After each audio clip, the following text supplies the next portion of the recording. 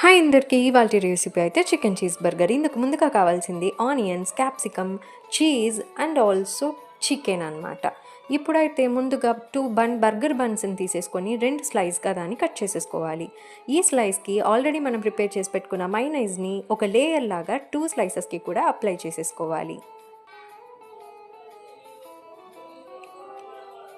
ఇప్పుడు దాని మీద 1 layer of onions, 1 layer of క్యాప్సికమ్ని అలా ఈవెన్గా స్ప్రెడ్ చేసేసుకోవాలి. ఇది ఓన్లీ 1 బర్గర్ మీద మాత్రం మనం పెట్టుకోవాలి. ఇప్పుడు 1 లేయర్ ఆఫ్ ఆల్రెడీ కట్ చేసి పెట్టుకున్న చికెన్ పీసెస్ని దాని మీద ఒక లేయర్ ఫుల్గా పెట్టేసుకోవాలి. ఇప్పుడు దాని మీద టాపింగ్ కోసం మొజరెల్లా చీజ్ని నేను యూస్ చేసేస్తున్నాను. ఎందుకంటే క్రీమీగా ఉండాలి కదా. ఒక 5 మినిట్స్ పాటు దీన్ని అలా ఓవెన్లో పెట్టి తీసేసామంటే దట్స్ ఇట్. వేడి చికెన్ చీజ్ క్రీమీ బర్గర్ అయితే రెడీ అయిపోతుంది. టాటా.